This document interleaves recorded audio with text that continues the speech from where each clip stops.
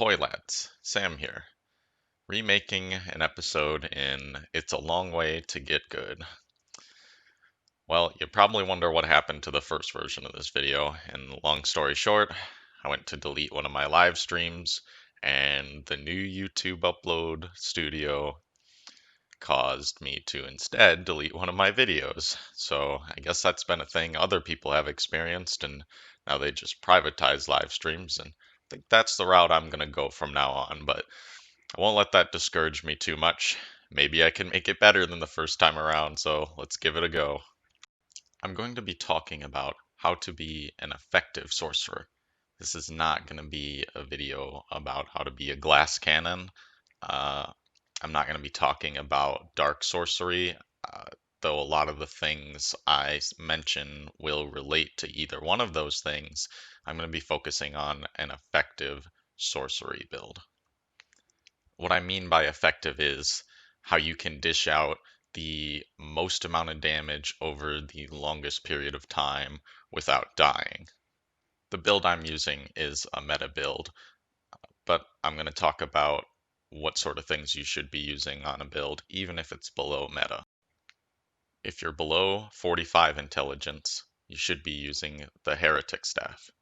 If you're between 45 and 50 intelligence, you should be using the Sorcerer's Staff. And if you're above 50 intelligence, you should be using the Court Sorcerer's Staff. The rings category is a little bit flexible, but there are two absolute must-haves in my opinion. The Sage Ring, preferably the +2 version, so you can get that virtual dexterity and cast faster, unless you already have a ton of dexterity for some reason. 50 virtual dexterity, I believe, is the max. Uh, you want to be casting your sorceries faster. You're more likely to hit your opponents then, and you're going to have less end lag with your sorcery attacks. It's just a complete must-have.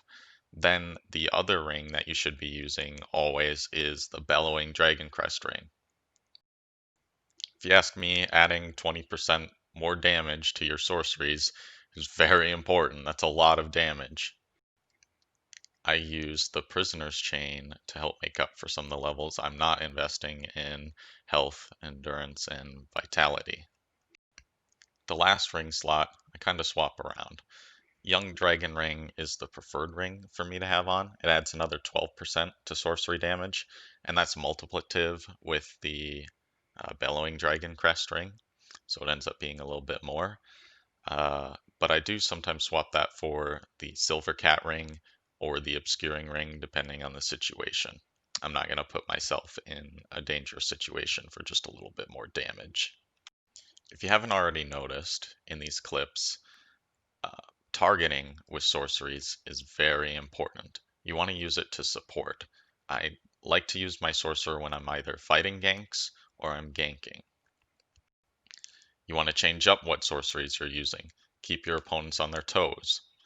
Uh, if somebody is always just, dodging your sorcery, not making any attempt to attack you, but they have teammates, you can punish that by going and attacking their teammates, and then they're forced to return aggression towards you, or their teammates are just suffering while they do nothing. I like being an Eldritch Faithful because I can't hit other Eldritch Faithfuls with my spells. That being said, if there is friendly fire between me and other invaders, it's good to move to the sides a bit to make sure that they're not in direct line of your sorceries, and take note what you are hitting them with.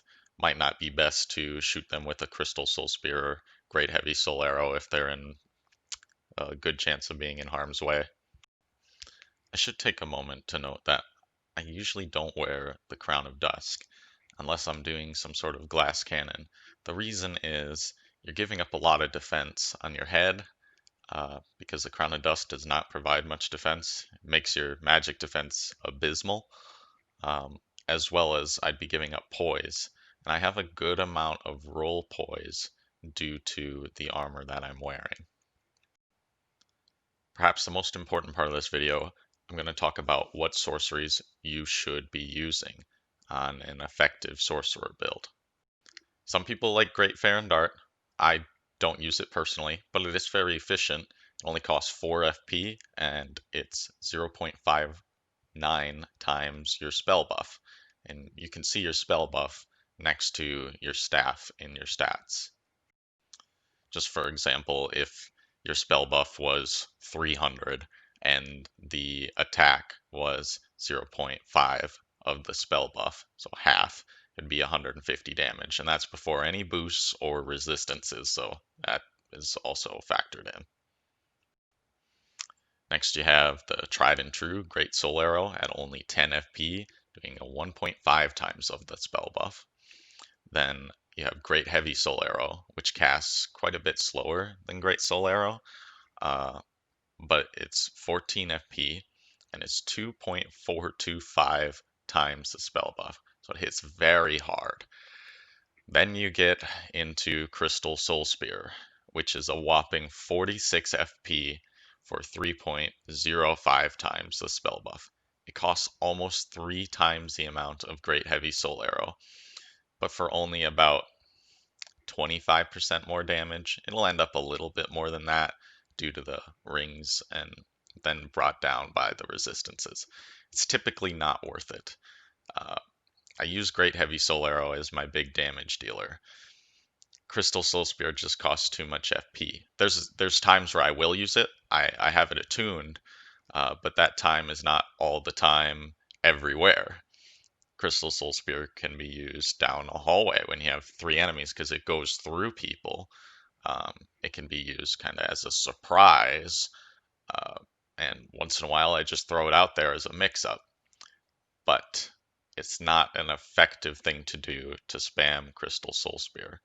You see the sorcerers who do that, they end up hitting you as a co-invader, and they end up doing more harm than good a lot of the time because they're not going to hit people with Crystal Soul Spear a lot. It is a slow casting spell at the same speed as Great Heavy Soul Arrow. You will also see me using Homing Crystal Soul Mass, which costs a whopping 43 FP, but I use that to trick people and make them think I'm going to use Crystal Soul Spear most of the time rather than using it as utility. And then I use Soul Stream, which I don't even want to tell you how much FP that costs.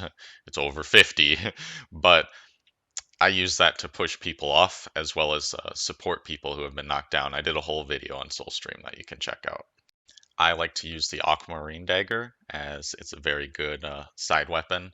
It's got a very diverse moveset, takes advantage of what I'm using as a sorcerer, and it's fast. I can hit people a lot faster than they can hit me when they come in close with almost any weapon. Um, I also have a pairing dagger to swap to in my offhand away from the staff, which a lot of people aren't ready for. I can surprise them with their running attacks or with attacks that are easily parried, like certain weapon arts.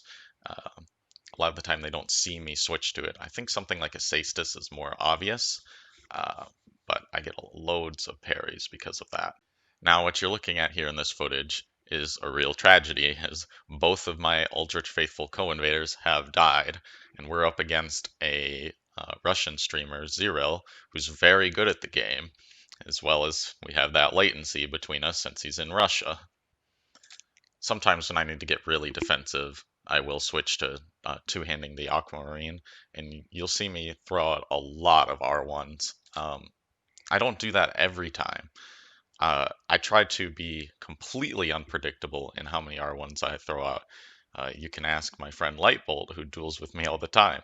I could throw out 2, the standard. I could wait for you to roll and throw out a third. I could throw out 6, 8. It really depends. And having that unpredictability everywhere in your build, whether it's with sorceries you're casting, melees you're using, when you parry, so I hate to skip over such a good fight between 2 really good players, but I'm going to bring us a little bit later into this invasion. Zero is very aggressive towards me. I do have a co-invader here who I try to support, but I'm a little bit too late in that manner, and Zero is soon on me with that aggression once more. Try to judge the timings of my Great Soul Arrow, Great Heavy Soul Arrow, see if I can get them to get smacked by one of them when they come at my face to hit me. I get him trapped, and then I get some good spam in on him, but I'm not able to quite finish him off. I know Zero pretty well, and I know that he's gonna come right back to me because he really wants to kill me. So if it were anybody else, I would have chased them down there and continued attacking, but not Zero. Then Zero gets a little too aggressive. I prepare my soul stream, he runs into it, and that's it. Just want to hammer in a couple last points. Um, I know I went through this earlier, but if you take one thing from this video, it's that you want to use your sorceries to hit people who aren't putting their best foot forward against you or aren't paying the most attention to you for whatever the reason.